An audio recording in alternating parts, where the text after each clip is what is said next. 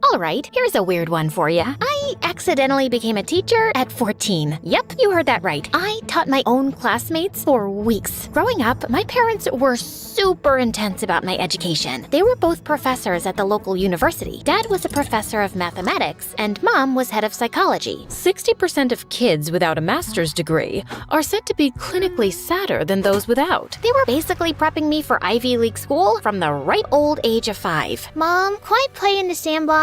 No, honey. The sandbox isn't going to help you get into a good college. You need to master your ABCs first. But no matter how hard I tried, I just wasn't good at school. I just didn't see the point. What would I learn there that would help me achieve my true passion? Dancing. Ever since I was young, just the sound of the garbage truck backing up would make me bust a move. Honey, are you feeling okay? One morning, while I was choreographing a new dance for the school talent show, my parents stormed into the room like two furious prosecutors ready to deliver a life sentence. Becca, turn that noise off right now! I froze mid-move, one foot in the air, and held up my harmonica bottle like it was Exhibit A. It's not music, it's my water bottle. Excuse me? Yeah, see? The bottle you guys gave me? It has a built-in harmonica cap, so technically I'm hydrating and being a musical genius at the same time, which honestly is pretty productive if you ask me. Wait, it does what? I took a deep breath and blew into the cap. A loud, shrill whistle-like note filled the room. Ta-da! Best present ever! Becca, put the bottle down. We're serious. I sighed, but placed it down. We're very disappointed. You flunked 3 classes and now you have to repeat the 8th grade. And as punishment, we're sorry, but you can't compete in the talent show. Oh, okay. Okay, that's it? You're not angry? Nah, I'm used to it. No good grades, no talent show, no future, no husband. I'll be outside, digging my own grave. Becca, don't be so dramatic. I picked up my harmonica bottle and played a slow, tragic tune. A funeral march, if you will. Too late. Ugh, Becca, we're serious. You need to get your priorities straight. Oh, I have priorities. Dance, talent show, become TikTok famous. Academics are like, 6th on the list. Well, they better move to first, or else. Fine, but I'm keeping my grave plot, just in case. To make things way, way worse, all my friends were all moving up without me. When I started 8th grade again, for the 2nd time, I was totally ridiculed. Becca, how about you? What's 6 times 6? 220? I think we need to send Becca back to 3rd grade.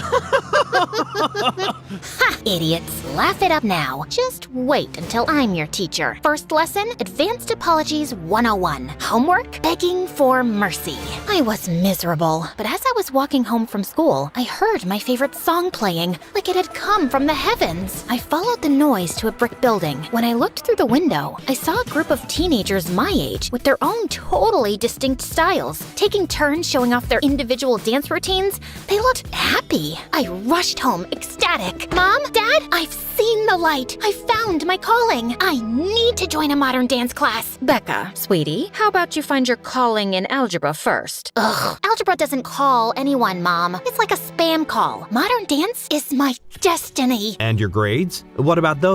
I'll get my grades up. Straight A's. I'll even tutor other kids. Just let me dance.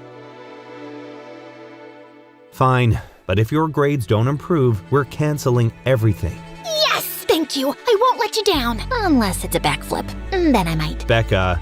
Sorry, couldn't resist. Thank you. Now all I had to do was figure out how to pull the grades thing off. I just needed to find Jeannie. Jeannie was a bookish girl who was made fun of at the talent show last year for her terrible choreography. But one day in the bathroom, I caught her practicing a TikTok dance. Oh gosh, I didn't know anyone was in here. Look, I know you want to become a good dancer. Redeem yourself from last year's dumpster fire, right? Well, I have a proposition for you. I offered to teach Jeannie how to dance in exchange for letting me copy off her tests. Class was a little intimidating at first. Everyone seemed poised and confident, and I'd never shown anyone my routine before. But when the instructor put me on the spot, something primal kicked in. I just went for it. I had no idea if I was any good or not. And then, as I was mid-spin, I fell onto the floor, hard. I was mortified. After class, I got a tap on my shoulder. It was a boy from class, and he had a sly smirk on his face. I totally thought he was gonna make fun of me. I like your moves. They're very personal, full of emotion, deep. Wait, really? Before I could say anything else, like, thank you, I heard a loud beep Come on, honey, let's go. Mom seemed to be in a salty mood when I got into the car. Did you have fun at class? So much fun.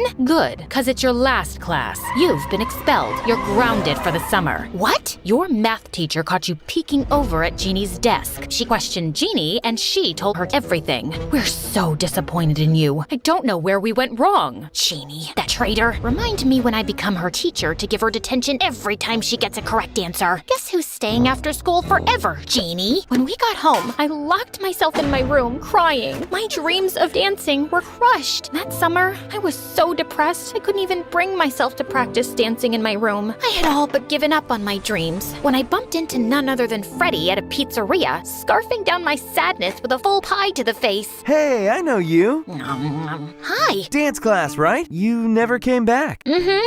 Yeah, it was a family emergency. Well, the next class starts in October. Hope to see you there. Now I had to transform into a good, studious learner, or my parents would never let me join the class. So the night before my first day at my new high school, I gave myself a little makeover. I grabbed a pair of scissors, chopped off my hair, replaced my contacts with glasses, and laid out my most scholarly outfit. The next morning, my parents' jaws dropped. Is that my daughter under those clothes? Yep, I've decided to take school seriously. You're right, it's important for my future. Oh my gosh, honey. We've been waiting 17 years for you to say that. But I've only been talking for 14 years. Oh, we know. You started talking later than the other kids, but better late than never. And I only took 2 steps inside the school before I heard the principal calling my name. Miss, Yes, sir? you must be Miss Rosen, the new teacher. I thought you didn't get any of our voicemails that we couldn't find a substitute for a month. So glad you made it work. Your CV is impressive, and we're excited to have you as the homeroom/English teacher for grade 9. Wow, I must have overdone the scholarly look, but the bell rang before I could respond. Sorry, gotta go. Don't want to be late for class. I walked into homeroom feeling intimidated, and now old. All the kids knew each other. They were talking about their crushes and summer jobs and all the usual stuff. But then I heard them talking about something that put a pit in my stomach. So did you get through the summer reading list? Yeah, duh. I'm not gonna be an idiot like my mom. I want to get into a good college and marry a successful doctor. Wait, are you taking algebra or calculus? Summer reading? Calculus? I was in way over my head. I hadn't prepared for any of this, and I only had 1 month to get my grades up before dance class enrollment. I took the only seat available, which was right next to them. Hi, I'm... Nice mom hair. Seriously, my grandma has more fashion sense than you. You look like you could be our teacher. I had to stay studious. Wait, suddenly, I had an idea. If I looked so much like this teacher, I stood up and confidently strutted to the front of the classroom. That's because I am your teacher. Yep, Miss Rosen. Why not play into it, right? I was just doing a little social experiment to see how you kids act when the teacher isn't around. And I gotta say, I'm very disappointed with a few of you. The bullies' faces went pale. Now everyone, take your seats and pipe down while I take attendance. I shuffled through the desk, but I couldn't find the attendance list. Miss Rosen must have had it. You know what? Why don't you tell me your name so I don't pronounce them wrong? I had no idea what I was doing, but it occurred to me that I'd have better luck giving myself good grades if I was my own teacher, right? Plus, I'd have access to all the test answers. I only had to keep it up for a month. Couldn't be that hard. Okay, class. Today, I want you to think about your favorite book from the summer reading list and tell me what spoke to you about it. Be specific. I had the students opening up, talking about literature, and having a whole dialogue with each other. And all I had to do was sit back, ask some questions, and let the students take over. Exactly. I agree with Anne. I liked the plot. I just didn't connect with the main character. Why don't you think you connected with Holden Coford? Caulfield? Yep, that's the one. Because he's a spoiled, selfish weasel. You sure you're not talking about yourself, Jeff? That's extra homework for you, miss. Now, let's unpack why you feel the urge to insult Jeff. You suck at teaching. Okay, detention. Wow, it felt good to have power, and I actually felt like I was kind of good at this. Soon, I was borrowing my mom's clothes, kicking on the makeup, and saying things like, no running in the hallways. It was awesome. Don't worry about Becca's absence. I've already been in touch with her parents, and she'll be back to school in no time. I'm handling it. I brought straight B's back to my parents. Didn't want to be too suspicious and get A's. And when they called to confirm I was doing well and not cheating, I answered. She's a wonderful student, Miss Baker. She really applies herself, and she's improving every day. Oh, that's such a relief. You know, she always was a troubled student. Well, maybe if her parents... you're doing a wonderful job. She's brilliant. When I got home, Mom and Dad were actually smiling. We heard you're doing excellent in school, so... We're letting you join dance class. Thank you, thank you, thank you. When I got to the dance studio, I was ecstatic to find Freddie mid-stretch. And when the teacher paired us up as partners, I thought I'd be thrilled, but I just couldn't keep up, and I felt like I was slowing him down. I think you're naturally gifted. You just need more technical practice. How about we train outside of class? Competition is coming up soon, and I need you in top form. How could I not agree to that? Soon, Freddie and I were spending so much time together. My heart was beating out of my chest every time we would dance. Everything was going according to plan. Teaching by day, dancing by night. But suddenly, my teacher responsibilities started picking up, and I had to lie to Freddie about why I couldn't attend our private practices. I have a parent-teacher conference that I have to attend. As the student, of course. I suck at math. The truth was, I had to grade papers and accompany the students on field trips and host office hours and actually meet with parents about their stupid kids.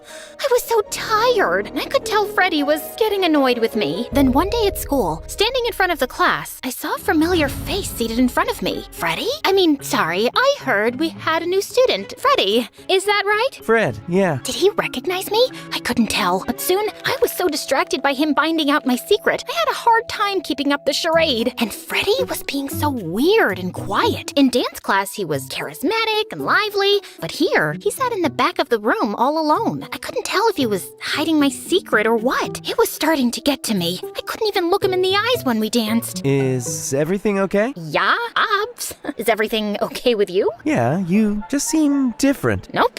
I'm exactly the same as I am. Not the same as who you think I might be, but... Okay, distracted then. I promise you, my heart is in this. You have to believe me. I want us to win. Yeah. At school, I started to put on heavier makeup and frumpier clothes to improve my disguise. I was so worried about Freddie. I didn't even know what I was talking about in class anymore. With a shaky hand, I wrote something on the board. Okay, where does the comma go in this sentence? The bully came up to the board and confidently drew a comma in. Correct! No, it's not. I was testing you. You don't even know basic grammar? Everyone in the class was snickering at me. I felt like I was the dumb student again. What? Of course I do. Are you guys hot?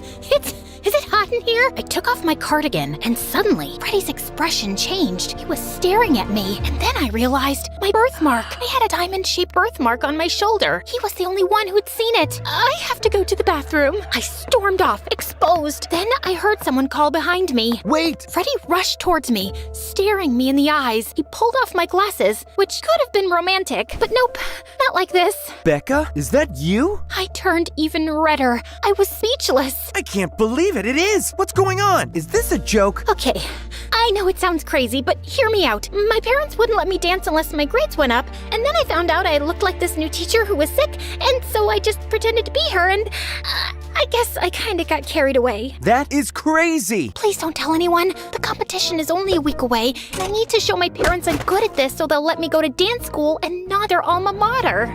Here I was, just excited to spend more time with you outside of practice. But for you, it was always about winning the competition. I'm sorry, and that's not true. I won't spill your secret as long as you do something for me. Parent-teacher night. No!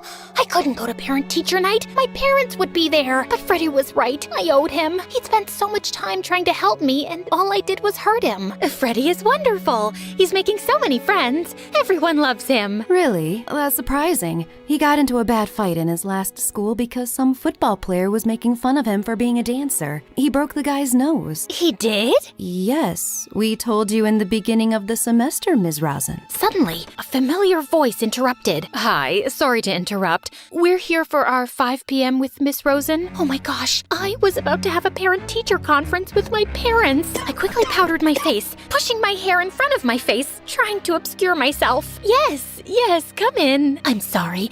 We'll pick this up later. So, how is Becca doing? Oh, Becca, she's an absolute dream. I'm sorry, I can't understand you. Would you mind pushing your hair out of your face and looking towards us? Oh, I'm a little sick, so I don't want want to get you ill. No, that's okay. Just, it's a little rude not to be looking at us while you're talking. As I turned towards my mom, head tilted down towards the table so she couldn't see me, my glasses fell off. Mom picked them up and handed them to me. When I reached for them, I saw her eyes go wide. She was staring at the frayed sleeve peeking out from underneath my blazer. It was her frayed shirt. Becca, I thought you sounded familiar. Before I could respond, Freddie's mom burst in. Ms. Rosen, when you're done, I'd love to reconvene about Freddie. Totally. Miss Rosen, ha! Lady, this is my dog. As my mom was finishing her sentence, I was literally diving headfirst out the window. Becca, come back here. I landed in the grass and sprinted away as fast as I could. When I finally arrived at the dance studio, I was exhausted and busted. I yanked off my teacher disguise, revealing the leotard underneath, and rushed into the competition. Becca, we're about to be on. Did you talk to them? How'd it go? Yeah, all good. They totally bought it. Freddie, you were in on this, weren't you? Oh yeah, they totally bought it. I whipped my head around to see Freddie's mom, boiling red, but not redder than the faces of my own parents who were right by her side. Becca, you are not dancing until you explain yourself. The music was starting. The spotlight was on us. I'll explain. Just dance. I locked eyes with him, desperate. He was fumbling at first. I could feel his nerves. Freddie, don't worry about them. This is for you. You got this. And then we didn't miss a step. Freddie was amazing. When it was over, I couldn't hear my parents screaming. I was overwhelmed by the applause and the glimmer in Freddie's eyes. You really pulled through. I'm impressed. I'm so sorry for lying. I really love spending time with you, even when we're not dancing. But especially when we're dancing, I saw him hiding a smirk. And that was enough of an invitation for me to lean in and kiss him.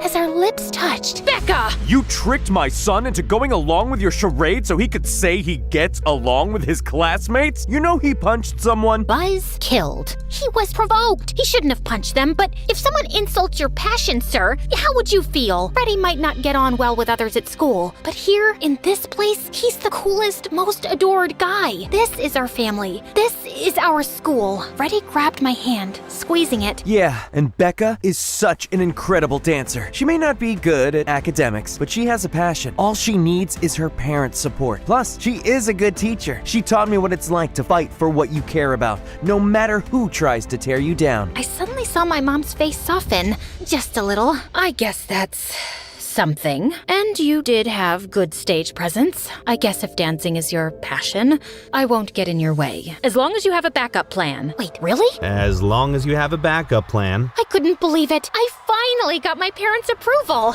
Sort of. I hugged Freddie, and he grabbed my shoulders and kissed me like our parents weren't right there. I was on cloud 9. The rest is history. Freddie and I started dating, and I officially enrolled in school as a student. I finished the semester with all C's, under the perfectly boring teachings of the real Miss Rosen. But I got to keep dancing, and the following year, Freddie and I got into Juilliard. After a brief stint touring as a background dancer for pop artists, I got burnt out and wanted to spend more time at home with our new family. So I fell into my backup plan. All right, kiddos, don't hold back. I want to see those moves. Teaching dance classes to middle schoolers. And when my daughter told me she wanted to be a dancer, I freaked out for a minute. Who would want to have their daughter be a dancer? Oh, I guess my parents were right.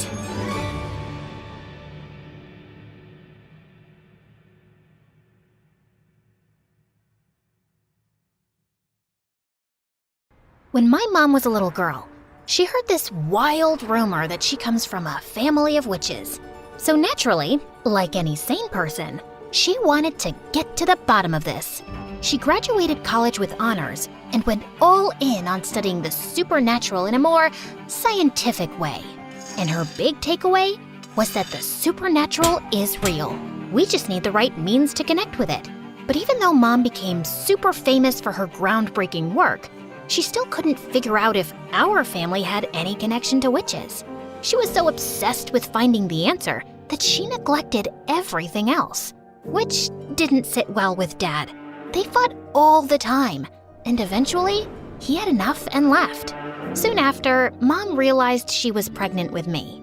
So she dropped her research, moved into her childhood home with Aunt Jessie, and became the most devoted mom ever. But the second I started high school, she drove right back into her witch hunt.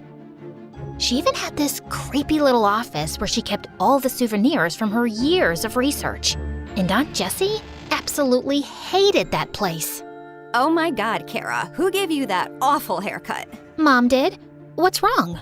Nothing, except you looked like a shaved squirrel. She looks fine, Jessie. And why are you in my office anyway? I thought you hated coming here. I do. It's just that I need some money. I'm traveling to Bora Bora tomorrow with Jack, and I don't want him to see me as some wannabe leeching off his money. Who's Jack? I thought you were dating Mark. Ugh, Mark was such a bore, so I broke up with him. Now I'm dating Jack. You know he's an entrepreneur and he owns a yacht? A yacht! Only 1,000% of the world population own a yacht, and Jack is one of them. Now, if you're done interrogating me, can I have some cash? Aunt Jessie was Mom's twin sister, but unlike Mom, Jessie was a total free spirit. She drifted from place to place, never held down a steady job, and dreamed of marrying rich so she'd never have to work. Mom thought Jessie was a total flake, and for Jessie, Mom was one science experiment away from turning into a mad scientist. So, obviously, they never got along, and life went on. Until one day, everything changed. Yeah, we say that a lot around here. Just like we keep asking you to like and subscribe. So please go ahead and do that. Anyway, Mom was in her creepy office doing her usual research when we heard a loud crash. Jessie and I rushed in to check on her, and there she was, passed out cold on the floor. Her research papers were scattered everywhere, and right in the middle was this weird necklace. I ran to Mom's side while Aunt Jessie called the ambulance, but when the paramedics arrived, they said she was in a coma. Mom was rushed to the hospital, but the necklace stayed behind. I couldn't bring myself to leave it there. It felt important, like it might hold the answers we needed. So I took it and always kept it close to me. Oh my God, just toss that ugly thing already. No way! This was the last thing Mom was researching before she collapsed. She might need it when she wakes up. For what? To wear to some ugly necklace convention? Kara, you're 18. Go live your life. You sulk way too much for a teenager. And you're way too wild for someone in their 40s. Don't you care about Mom at all? Aren't you even a little worried if she's ever gonna wake up? Look, your mom's nuts, okay? For all we know, this is because she spent too much time chasing ghosts and ancient nonsense. Now, do me a favor and stop playing detective. Aunt Jessie grabbed my arm and I wanted to pull away, but I was too stunned. Not because of what she did, but because of what I saw. I had this vision where I saw Jessie in Mom's office pulling money out of her locker. You stole from Mom's locker? What locker? I didn't steal anything. But I just saw... I grabbed Jessie's arm again, and just like before, I saw her in Mom's office stealing money. I was trying to make sense of what was happening, when suddenly, my eyes fell on the necklace in my hand. I kept it down and touched Jessie again, and nothing. No visions this time. Could this necklace actually be showing me something? Oh no, you've got that look. The same one your mom got whenever she went on about ghosts or spirits or whatever nonsense she wasted her life chasing. Jessie kept groaning about something, but my brain was stuck on the fact that the necklace actually had powers. Every time I held it, these weird flashes would hit me. I didn't totally get what they were. Maybe they were some blurry sneak peeks into the future. Honestly, with Jessie's track record, seeing her steal from Mom felt pretty believable. But I needed proof that this thing was legit. So the next day, I wore the necklace to school, and like I suspected, every time I bumped into someone, I saw a glimpse of their future. Like, I accidentally brushed up against Madison, our cheer captain, and saw her flipping out in front of everyone. Sure enough, later that day, she dumped her boyfriend and destroyed his locker. I also saw Kyle, the class clown, going home alone to his cats, which was kinda sad. But then, I saw the rude school janitor having a terrible lunch that would keep him in the bathroom all afternoon. That instantly lifted my spirits. Oh wow, this is the best day ever! Whee! Talking to yourself, Kara? Is that your secret strategy to beat me on the test? Hate to break it to you, but it's not gonna work. Ugh, Ethan. Of course he had to walk in and ruin my perfect day. Ethan is in my class, and he's probably the most perfect guy ever. Rich, popular, a face that looks like it was carved by angels, And of course, perfect grades. He's got it all. But here's the kicker. Ethan's insanely clumsy. It's almost a talent how bad he is at holding on to things. Lunch trays, expensive vases, kittens, you name it, he's probably dropped it. And yet, somehow, his clumsiness just makes him even more charming to everyone. Well, everyone but me. I just thought it was hilarious how someone so perfect can be such an uncoordinated mess. Oh my god. Ethan, are you okay? Did you hurt yourself? Yeah, I'm fine. Just slipped a little, no big deal. Quick, someone get ice. Call the nurse. Ethan, how many fingers am I holding up? 2? What's so funny? Oh, nothing. It's just, isn't this a little dramatic? He just tripped. He's not dying. Just for the record, I could have seriously hurt myself. What if I hit my head and broke my neck? Would that be serious enough for you? Oh my god, you're fine. You may have a concussion, but that's about it. And you literally fall every day, Ethan. Multiple times a day. And you're walking just fine, aren't you?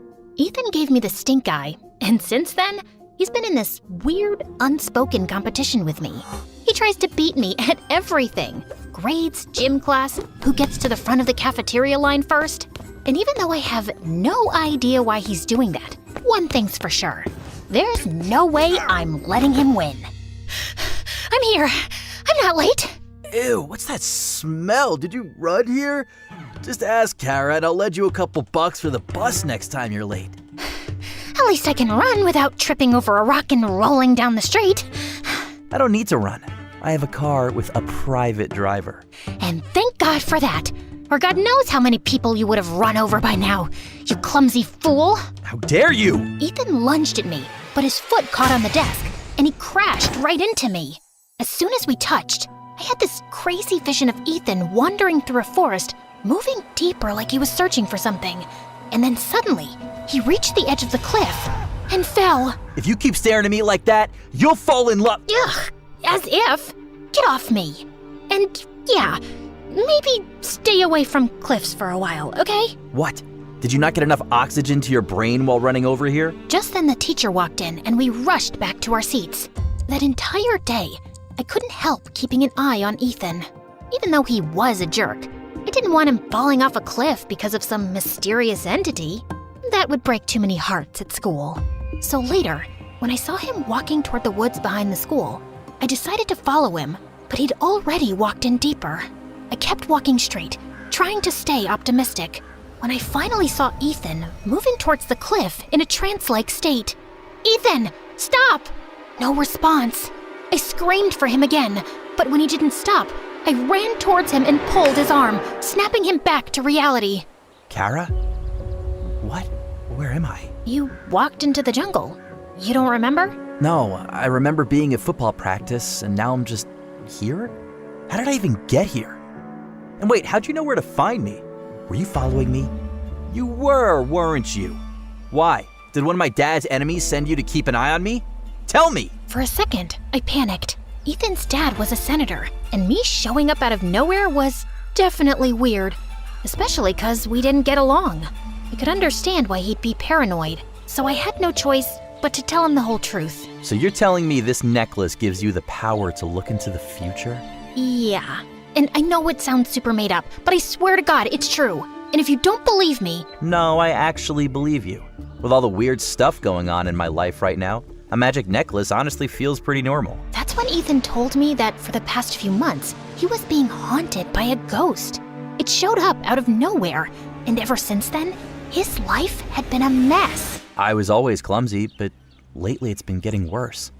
I wake up doing the weirdest stuff, like wrecking my mom's rose garden or doodling all over some portrait of my great-grandfather. And I don't even remember doing it. But how are you so sure a ghost has something to do with this? Because I've seen it.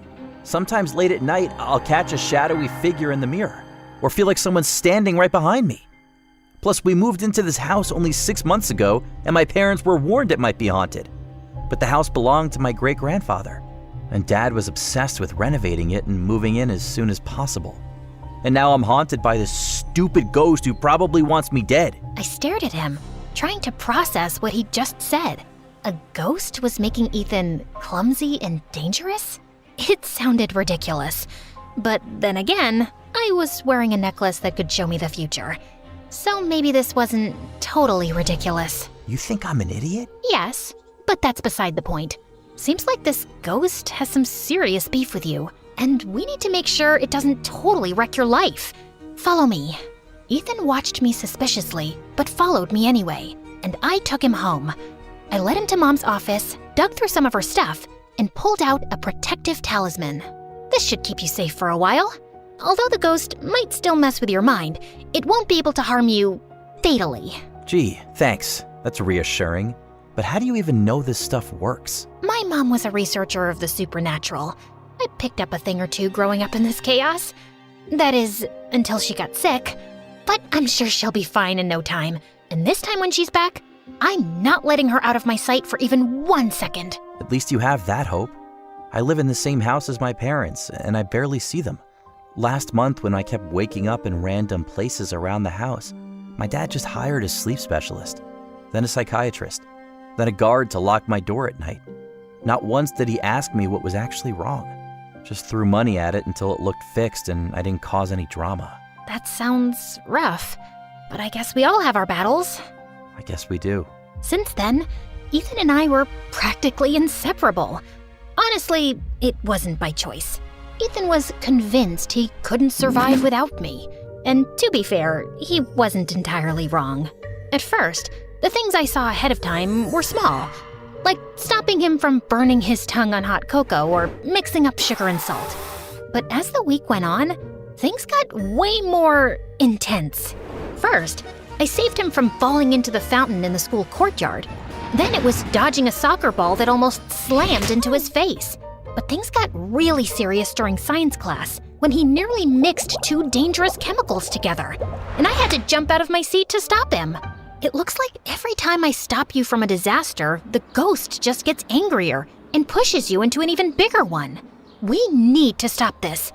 Did you sprinkle salt along the floor right up against the walls of your room like I asked you to? That's the only way to keep the ghost out of your room. Of course I did, but the cleaning staff always sweeps it up and complains to my parents about the mess. They think I've lost my mind. Then ask one of your bodyguards to watch over you at night. You've got plenty of those, don't you? What am I, 5? My parents would think it's weird. You have to come up with a better solution. Like what? I can't watch you 24/7, Ethan. There's got to be another way. I have an idea. Ethan's brilliant idea was to sneak me into his massive walk-in closet overnight without anyone noticing. But why can't I just come in through the front door like a normal person? I mean, you're kind of popular. Don't you have friends coming over all the time? You mean those kids I hang with at school? They're only around because my dad's loaded. None of them are real friends. And even if they were, my dad's way too paranoid to let anyone in without running them through 100 security checks. Seriously, sneaking in is just easier. And way more claustrophobic. You'll survive. But it was tougher than it looked. Ethan's place was like a fortress. Big, sprawling gardens, guards crawling everywhere with dogs that would rip you apart. Even his closet was bigger than my room. So I slipped in and waited for Ethan while his guards patrolled the house. But with the blackout, the air felt heavy, and I started to feel dizzy. Before I knew it, everything went dark, and I passed out. When I opened my eyes, I wasn't in the closet anymore. Instead, I was standing in a dimly lit hallway with creaky wooden floors and walls lined with old paintings. Finally awake, Sleeping Beauty? I spun around to see a girl my age, dressed like she had just walked out of a 19th century drama. What is this? Where am I? Who are you? Slow down, woman. One question at a time. You're having a dream, and I'm the ghost of this gorgeous house. You're the one haunting Ethan? Haunting is such a dramatic word. Let's just say I'm invested in his miserable little life. Why? Because I enjoy tormenting pretty boys. In life, I scarcely had the time for such amusements, but now, as a ghost, I can slip in and out of their lives as I please. It's one of the few pleasures I have left. Now, if you're done pestering me with questions, there's something important I need to show you. She led me down a narrow staircase and finally stopped in a weird cave that looked like it was centuries old. The walls were all stone, and on them were strange looping symbols repeated over and over in neat rows. I was trying to make sense of what they meant when the ghost gestured towards the end of the cave, to a red door. If you want answers, just walk through that door. What's behind it? The truth. You're really enjoying this, aren't you? Oh, immensely. Now do as I say. You don't have much time. I took a deep breath and walked over to the door. But just as I was about to turn the knob, I heard a scream coming from the end of the cave. I got so spooked, I immediately recoiled and fell. My head hit the ground, and I don't remember what happened next, except I woke up staring at the ceiling in Ethan's living room. I slowly got up, trying to make sense of what happened, when I saw Ethan holding a lighter standing inches away from the curtains. Without thinking, I lunged forward and snatched the lighter out of his hand, when suddenly Ethan's parents walked in. Who are you and what are you doing in my house? Dad, I'm not asking you, Ethan. You go to your room. But Dad! I said leave! Ethan's mom took his hand and took him to his room, while I just stood in the living room, motionless. As for you, girl, you broke into my house, and judging by that lighter in your hand, I'd say your intention was to set something on fire. Some rival sent you to sabotage me, so I stepped down from my mayor campaign? What? No, I wasn't trying to burn anything. I was helping Ethan. Ask him. I don't have to ask him anything. My son would never be friends with someone like you. Excuse me, sir, but you're crossing a line here. I agree this whole thing looks suspicious, but I'm telling you the truth. You can call my aunt. She can vouch for me. Oh, I'm sure you have some accomplice ready to cover for you. Enough of this nonsense. You're not fooling me. Before I could argue any further, his dad pulled out his phone and called the police. And an hour later, I was sitting in the police station, feeling like the unluckiest person in the world. I was just about to lose my mind when Jesse burst through the doors and dragged me home. Of all the stupid, reckless, irresponsible things you could have done, Kara, you broke into someone's house? I didn't. Ethan called me there. He's my friend. So you're telling me you have rich friends like that guy Ethan, and you never told me? How could you do that? The least you should have done was to introduce me to his father. For the love of God, Jesse, his dad's married. Where are your morals? Who needs morals when you can be rich? And his dad's a politician, right? Everyone knows politicians are always looking for trophy wives. I'm sure I'd fit right in. Now do me a favor and arrange a meeting. I will do no such thing, you freak. What? I'll talk to him after break. Tomorrow at school. I didn't, because Ethan didn't turn up at school the next day, which kind of had me worried. I even called him, but he didn't answer. So I thought he was just ignoring me after what happened with his dad last night. But then, something in my heart told me things weren't right, so I decided to pay him a visit. I was outside his mansion when suddenly I started hearing voices. I walked in and froze. Ethan was standing on the edge of the roof, swaying like a leaf in the wind. His parents were shouting up at him. Guards were barking into their walkie-talkies. But no one was making a move to save him. Ethan, sweetie, please wake up. But Ethan didn't move. It was clear he wasn't himself, and if someone startled him or rushed up there, it might only push him to jump. I had to get to him somehow, so with everyone distracted, I slipped into the mansion and dashed upstairs to the rooftop. Ethan? Ethan, it's me, Kara. I know you can hear me. You're not alone. I'm here, okay? Just focus on my voice. Ethan tilted his head slightly, like he was trying to place the sound. You're stronger than this. Whatever's got a hold on you, it doesn't control you. You're Ethan, the guy who trips over air and somehow still looks cool doing it. You're not a puppet. Fight it! For a moment, nothing happened. Then slowly, he turned his head to look at me. Kara? It's me. I've got you. I won't let go, I promise. Finally, he reached out, and the moment our hands touched, I yanked him away from the edge with all my strength. But I fell, hit my head, and blacked out.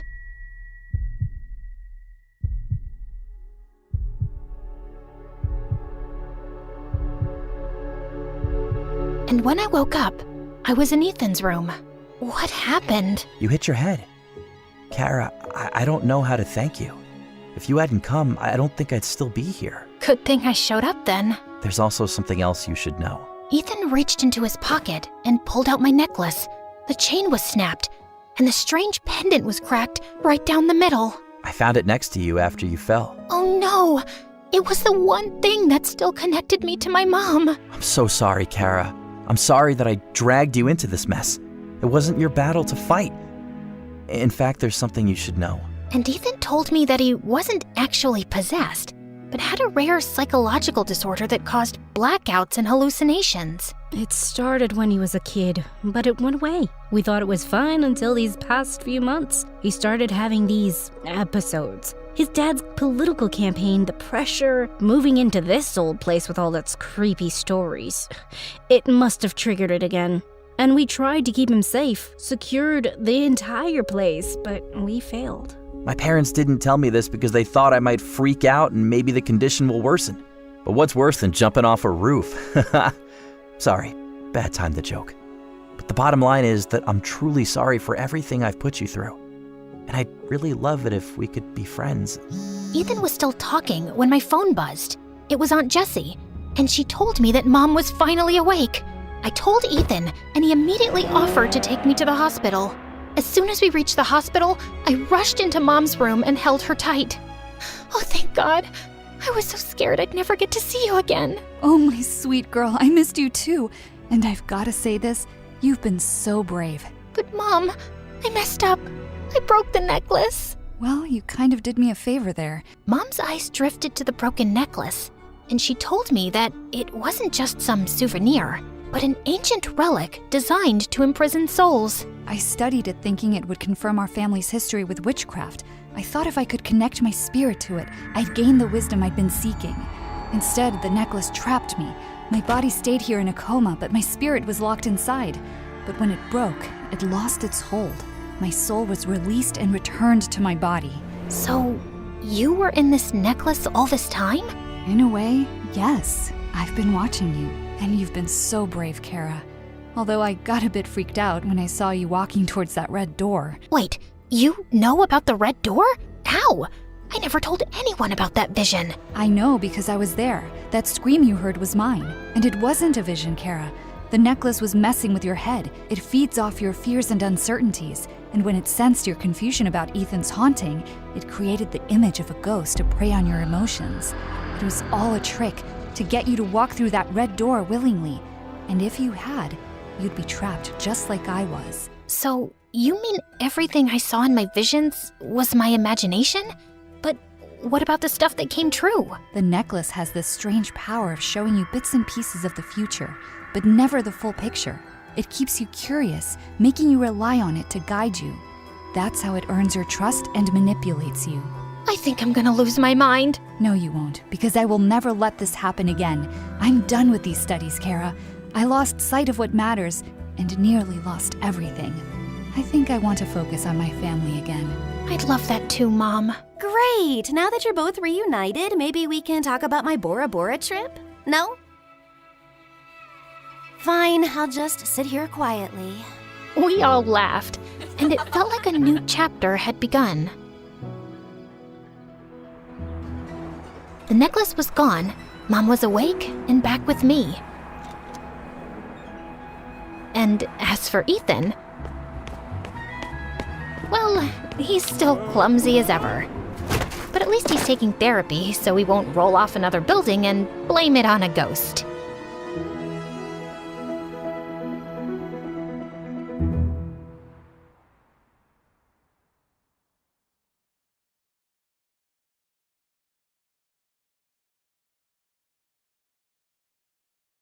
Marshmallow and I raced through the air. The wind rushed past my ears so loud I could barely hear myself think. We had to get those eggs. Give the eggs back, Zane. They belong to the Academy. The Academy will never have these eggs! Leonard, release! My name is Tori, and I'm a researcher. For as long as I can remember, people have been underestimating me. They don't mean it bad, but I still gotta set them straight now and then. What's my research focus, you ask?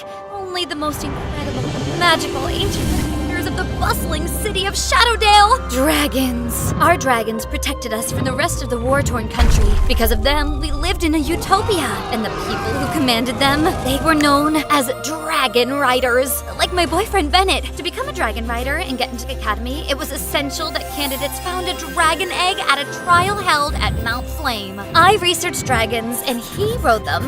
Technically, Bennett was still a cadet of the Dragon Rider Academy, but he had already got his mount, so in my humble opinion, it counted. At ease, Red. Tor, you got the book? One copy of The History of Dragon Mating and Egg Cycles coming up. You are amazing. Hey, you should be in the shade. I hate when you do that. Missed you. Missed you too. Stuff at the academy is off. The egg hunt trial is tomorrow, but we only have 7 dragon eggs this year, and one is tiny. Wait, you can only accept 7 new riders? Pretty much. I'm positive someone is sabotaging the dragon eggs, and I know who. Zane. Zane? Well, then the academy should stop him. He's the head cadet of my year. I need proof before I accuse him, so that's why I'm trying to learn about this egg stuff. I can help. I am an expert after all. Don't worry, Tor. I'll handle the dangerous stuff. I wanted to argue with him, but just then, the famous academy horn blasted. Gotta go. We're hiding the eggs tonight. Bennett wheeled me back to the cobblestone, and we shared a quick kiss. That night, I couldn't stop thinking about what Bennett said. If Zane was sabotaging the dragon eggs, a researcher needed to be there to gather proof. But only riders could enter the academy, so I just have to join the egg hunt trial and become the first ever dragon rider and researcher. The whole academy was at the trial, which included Zane. I'd barely noticed him growing up. He'd always been so quiet and aloof, but I could see now that it had been pure deception. Candidates, the egg hunt trial starts now! Candidates raced up the volcano, but I stayed slow and steady, watching 2 fight over a purple egg and tumble down the mountain. And each time an egg was claimed, the proctor would sound the horn. I moved through the chaos while others cheered and grabbed eggs from tough spots. Just then, I spotted the final egg. Is that even a dragon egg? It's the preemie. I'll just try again next year. A dragon is a dragon. I was going to get that egg no matter what. Everything depended on it. Thus, even though it was challenging, I ultimately succeeded in grabbing the egg. Gotcha! I had a dragon, and I was going to see inside the academy. I felt like my heart was going to hammer out of my chest. Welcome, Rider Cadets! The Academy's doors are open to all with an egg! The cadets filed through, the headmaster nodding at each egg. When he saw my tiny egg and wheelchair, he put a hand on my shoulder. Do you know what you've gotten yourself into? Of course I do. I'm a researcher. None of the books did it justice. The academy was like something out of a dream. My first day was a whirlwind. It wasn't anything like the research academy, but I was making it work, like I always did. I didn't see Bennett until dinner, and he was not happy. Hey, let go! What are you doing here? Becoming a dragon rider and stopping whatever evil stuff Zane is up to. You need a researcher here. You're going to get yourself killed. I got my dragon egg fair and square. Nobody else wanted it. This place isn't meant for someone like you. We'll say the academy is for anyone who can pass the trial. Don't you know your codex, Benny boy? I turned and saw Zane. He was wearing the exact same thing as Bennett, the black academy uniform. Somehow he made it seem so rebellious. Of course I know the codex. I live by the codex. Unlike you, Mr. Untouched Shirt. And you should know that if the researcher wants to get herself killed, that's her choice. I'm trying to keep you safe. I can handle it. Ow! I was upset by Bennett's display in the dining hall, but I had to focus on the next thing in front of me. The hatchery. It was in the tallest, coldest tower of the academy, away from visitors. Leave your eggs on the stone and do not touch them. If they cannot hatch in these conditions, they will be of no use to us in the field. It seemed really harsh. My research said that, in the wild, eggs had the warmth and comfort of their mother. But maybe raising battle-ready dragons was different. Class started bright and early the next day. We had dragon control. An obedient dragon must always bow to you before you mount and after you dismount. Military maneuvers. Our dragons are the thin line that separates Shadowville from total chaos. History. For centuries we lived in darkness, a famine, a disease, war, death, until our ancestors found the first dragons in Mount Flame. Rider's Codex. Never name your dragon. They are military beasts. Refer to them by color only. Do not form emotional attachments. In combat training, for some reason, Zane took a special interest in me. Hit it. Why are you even here? Hit it and don't suck. I gathered all my strength and punched hard, but it wasn't enough for Zane. I said, don't suck. Thumb out. Elbow in, twist. Stop it! She could get hurt! If she's unprepared to be a dragon rider, she will get us all hurt. Why did Bennett always have to baby me? I wound up and punched the dummy just like Zane said. 100 more. Now, researcher! I was gonna show him I meant business, so I took a deep breath and delivered a powerful uppercut. Days turned to weeks while we waited for the eggs to hatch. And in the meantime, I tried to figure out what Zane was up to. One night, I saw Zane sneak out of his dorm room, so I followed him straight to the hatchery. Later, I snuck there myself to figure out what he'd done, but I couldn't find any evidence of sabotage. Yet. A couple of months in, the eggs started hatching. All of them except mine. When I saw Zane with his black overhead, I realized something. As the biggest female, she was chosen to lay all the eggs this year and last. Maybe Zane wasn't sabotaging the eggs, but his own dragon. Did he make her lay fewer eggs? Is he the reason my dragon was a preemie? No matter what he'd done, my dragon had to hatch. Soon, the deadline for when eggs were considered too weak was coming up. I believe in you, little guy. Hold it. As I yelped, Zane picked up my egg and rubbed it. The eggs need more warmth. Like that, the Codex said the only times we were supposed to touch our dragon was when we were riding. Maybe it wouldn't make my dragon tough, but I wanted my dragon to live. I snuck to the hatchery every single night to give my egg warmth and comfort. Finally, I could feel the dragon stirring inside. You can do it, buddy! Put it down! You aren't supposed to touch them! Right then, the egg started to hatch. When I saw my dragon for the first time, my heart melted. He was perfect. His scales were just like a shell, pearly white with little bronze at the end, like a toasted marshmallow.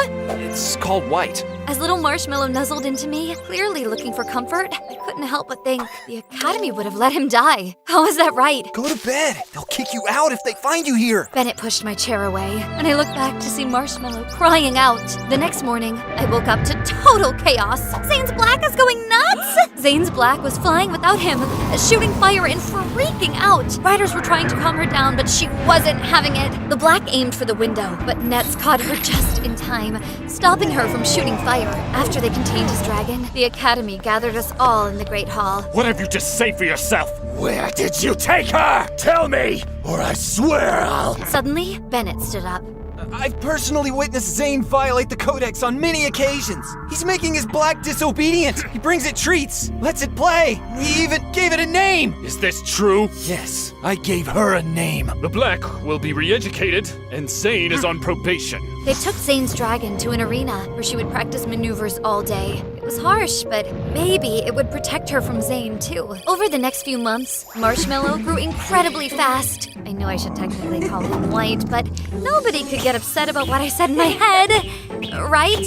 When he was 15 feet from snout to tail, he was ready to fly. And that's when I encountered my biggest challenge yet, staying on his back. I kept trying, falling off Marshmallow again and again. Without the use of my legs or a saddle or anything to hold on to, I couldn't keep my seat. After days of training, I was beginning to wonder if I'd made it this far, only to fail. The next morning, there was a new chair beside my bed. Was it a gift from the Academy? It had to be. It was shaped in a way that would let me use it regularly and as a saddle. It worked. Slow, faster, up. I was a dragon rider! It was the best afternoon of my entire life. On our way back, I took a quick detour to do what I came to do. Research. Down. Zane's Black was lashing out again, spewing fire and trying to attack. But I noticed something else. She'd laid more eggs, and the professors were taking them. Give them back! They belong to Leonor! My mind was reeling. They'd told us military dragons don't care about family, but it sure looked like Zane's dragon. Lenor, he called her, cared. As I touched down, Bennett came running out. I assumed to celebrate, but instead... You can't use that. It's from the Academy. It's not. I checked. Then I don't know where it came from, but it works. I rode. I'm sorry. It's against protocol. That's when I realized Bennett was serious. And he told the headmaster. The headmaster had me switch chairs. I didn't want to, but I did what I was told. And when Bennett tried to take my hand, I glared daggers at him. We're done. As I left, I could sense something changing in Bennett. He betrayed me for a freaking rulebook. He wasn't the guy I thought I knew, and I didn't want anything to do with him. Thankfully, all the upperclassmen had their final flying exam, so he and the professors left the academy for the night. But right when they got over the horizon, I noticed something. Zane was taking the eggs. All of them! The other first years were too scared to act, but I wasn't. This was it. This was how Zane was sabotaging the dragons. He was stealing eggs. Leonor, release! No! We dove as fast as we could to save the eggs, but to my shock, people were waiting to catch them. What? A hidden village with dragons and people living side by side. What is this place? The home of the rebellion. The way we treat dragons at the academy isn't right, and it doesn't have to be that way. Shh, Leonor, we got your eggs back. All of a sudden, everything made sense. Zane spending extra time with the eggs, his dragon going nuts, his different approach to training. He wasn't evil, but he was a rebel. Are you going to kill me to keep your secret? Not unless you try to harm those eggs or a dragon. But I suspect you agree with us. Part of me wanted to scream, yes, the academy is wrong! But I could hear Bennett and my professor's voices in my head. For us to stay safe, we have to follow the codex. Leonor would still fight for me. The difference is that I would also fight for her. We've had peace for years, and it's all because of the academy. Why would you be loyal to the academy? They got rid of the chair I made you when it cost them nothing. You made this chair? Then Marshmallow did something I never expected. He walked to Leonor and nuzzled against her. You get to see your baby, Leonor. His name is Marshmallow. Leonor means night fire. I was an edgy kid, but I still like it. There's a place for you here, Tori and Marshmallow. চ্যালেঞ্জটা সহজ হবে না, top 10 এর মতোই কিছু আসতে যাচ্ছে। আজকের আমাদের থিম যেমন খুশি তেমন রাধো।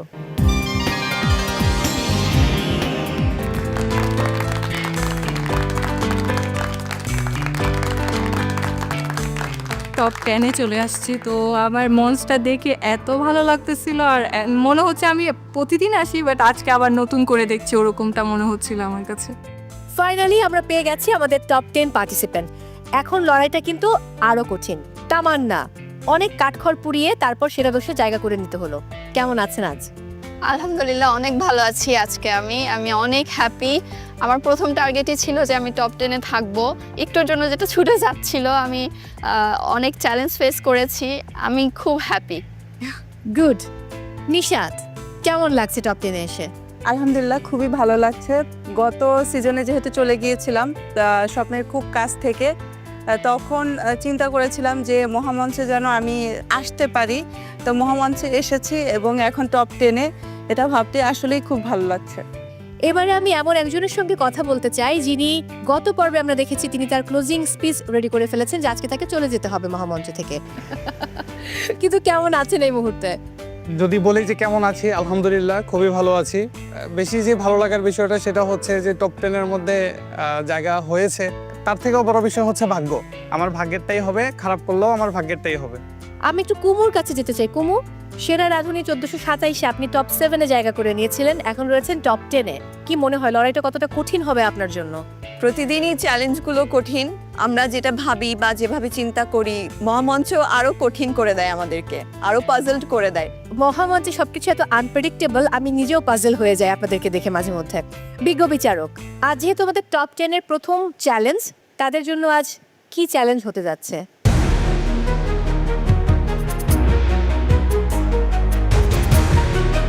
চ্যালেঞ্জটা সহজ হবে না, টপ 10-এর মতোই কিছু আসতে যাচ্ছে। পার্টিসিপেন্টস, আজকে আপনাদেরকে ইন্ডিভিজুয়ালি ফাইট করতে হবে। ইন্ডিভিজুয়াল স্কিলস, টেকনিক্সের উপরে আপনাদেরকে আজকে মার্কিং করা হবে। ছোটবেলায় আমাদের স্কুলে একটা গেম থাকতো, যেমন খুশি তেমন সাজো। সেজেছেন কেউ এরকম? আজকের আমাদের থিম যেমন খুশি তেমন রাধো।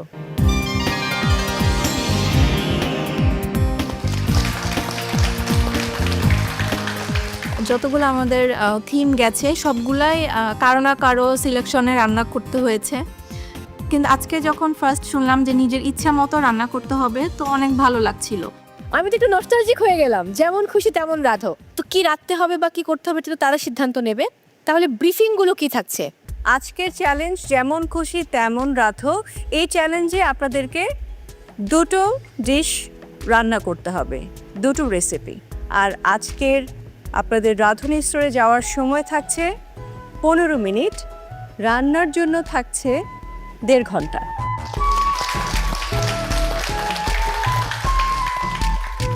আজকে আমাদের মেন্টরস টাইম আউট থাকবে, অ্যান্ড টাস্কের শেষে আমার ফেভারিট ব্ল্যাক স্কার্ফ দেওয়া হবে।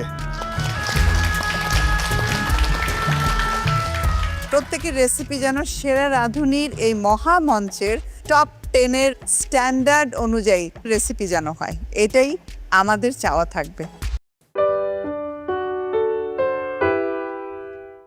ডোটা কমপ্লিটলি কাঁচা, ফিলিং পাওয়াই যাচ্ছে না। দিস টেস্ট লাইক অরেঞ্জের তেল খাচ্ছি। ইটস জাস্ট তেলের মধ্যে একটা অরেঞ্জের ফ্লেভার। চিকেনটা দেখতে আপনার ভালো লাগছে না। অ্যান্ড পাটিসাপটা পিঠা ভেতরের ফ্লেভারটা ভালো। ডেজার্ট, যদি ডেজার্ট বলেন যে খাবার ঝাল খাবারের পরে ডেজার্ট এটা খেতে হবে তাহলে খেয়ে নেব, বাট পাটিসাপটা আমার কাছে এটা পাটিসাপটা না। কুমু, আপনার ফুড নিয়ে চলে আসুন।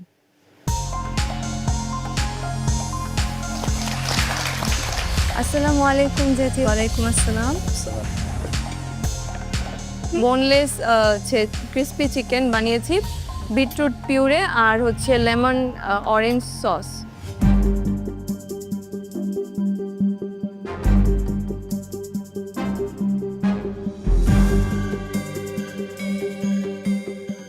রেবেলের স্টাফিং কিছুই নাই, ফ্লেভার আসে নাই, পাইনি। আমি মনে হচ্ছে কোনো একটা আটা ময়দার শীট খাচ্ছি। এ তো কুমু, আজকের ডিশগুলো ঠিক ছিল না। রেভিউলে তো অলওয়েজ যেটা হয়, শীটটা তৈরি করে এটাকে গোল করে ফেলতে হয়, এই তো বেরোয় যাচ্ছে ভেতরে। আর রেভিউলির শীট অনেক আরও একটু থিন হবে, পাতলা হবে। তারপর শীটটা কুক হয় নাই। কুক করেছিলে? সেদ্ধ করেছিলে? জি, সেদ্ধটা ভালো হয় নাই, এটাও একটু কাঁচা কাঁচা ভাব আছে। ম্যাম আপনাকে যেটা জিজ্ঞেস করেছিল, আপনি র্যাভিওলি শীট বয়েল করেছেন? জি। কখন? মানে উইথ দ্য স্টাফিং? হ্যাঁ, স্টাফিংয়ের সাথে বয়েল করেছেন, তারপরে স্টাফিংটা খুলে গিয়েছে না মিশে গিয়েছে? না না, খুলে যায়নি, খুলে যায়নি। আমি যখন স্টাফিংটা করি তখন যখন একটু বেশি দিচ্ছিলাম তো সাইড দিয়ে স্টাফিং লক করার সময় বের হচ্ছিল, তখন আবার আমি ভিতরের স্টাফিংটা কমিয়ে দিয়েছি যাতে এটা মানে বের না হয়, লক হয়। ফোল্ড করে দিতেন সাইডগুলা। ডোটা কমপ্লিটলি কাঁচা, ফিলিং পাওয়াই যাচ্ছে না। দিস টেস্ট লাইক অরেঞ্জের তেল খাচ্ছি। ইটস জাস্ট তেলের মধ্যে একটা অরেঞ্জের ফ্লেভার। ওভারকুকড চিকেন, বিট পিউরে মনে হয়েছে দিয়ে দেই, মানে এটা কোনোটা কোনোটার সাথে যায় না তো। জি, ভেরি ডিসঅ্যাপয়েন্টিং। ফাস্টিং ঠিক আছে, ফুড একদমই ঠিক নেই। Thank you. থ্যাংক ইউ কুমু।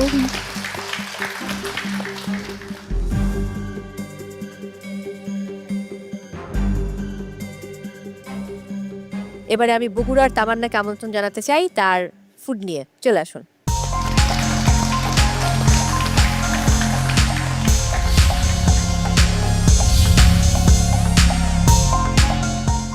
আসসালামু আলাইকুম জাজে। আসসালাম ম্যাম, আজকে আমি করেছি পালং পুরি আর সাথে আমি একটা মশলা চিকেন দিয়েছি, বাদাম দিয়ে রান্না করেছি চিকেনটা। আর ডেজার্টে রেখেছি পাটিসাপটা, কিন্তু একটু ফিউশন, ভেতরে ক্রিম চিজ আর স্ট্রবেরি স্টাফিং আছে।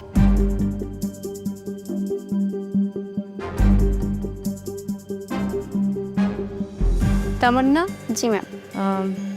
আপনার লুচিটা বেশ ভালো, দারুণ আইডিয়া। পালং শাক দিয়ে লুচি, যদি লুচি আলাদা খেতে বলা হয় আমি খাবো। চিকেনটা দেখতে আপনার ভালো লাগছে না। অ্যান্ড পাটিসাপটা পিঠা ভেতরের ফ্লেভারটা ভালো। ডেজার্ট, যদি ডেজার্ট বলেন যে খাবার ঝাল খাবারের পরে ডেজার্ট এটা খেতে হবে তাহলে খেয়ে নেব, বাট পাটিসাপটা আমার কাছে এটা পাটিসাপটা না। Thank you. তামান্না, পালং পুরির আইডিয়াটা, মানে স্পিনাচ পুরির আইডিয়াটা আমার ভালো লেগেছে, খেতেও ভালো লেগেছে। চিকেনটাও ভালো। আর তোমার এই ফিউশন পাটিসাপটা, না এটা ক্র্যাপস মানে ক্রিম দেওয়া ভেতরে, ওটা আমার ভালো লেগেছে, ভালো। টেকনিক্যাল ভুল ধরতে পারবো না, because it tastes okay. Top 10 আজকের চ্যালেঞ্জের জন্য এটা অ্যাপ্রোপ্রিয়েট রেসিপি নাকি? I don't think so. You could have done a lot better. এই চিকেন ব্রেস্ট দিয়ে অনেক কিছু করা যেত। দিস ফিলস লাইক সকালের ব্রেকফাস্ট, রাইট? সো টেস্ট মজা, এটাতে কনসেপ্টটা অনেক ভালো ছিল, রাইট? বাট খুবই অ্যাভারেজ একটা ডিশ। জি দিস আমি জানি না why your calling it patishapta. Crabs এটা পাটিসাপটা বলে আপনি কনফিউজ করে দিচ্ছেন। ওভারঅল প্লেটিংটা দেখতে সুন্দর হয়েছে, কস্টিং ঠিক আছে, অ্যাভারেজ ট্রাই। টপ 10-এর কাছে আমি আপনার কাছে আমি আরও অনেক বেটার এক্সপেক্ট করি। Thank you Tamannaah.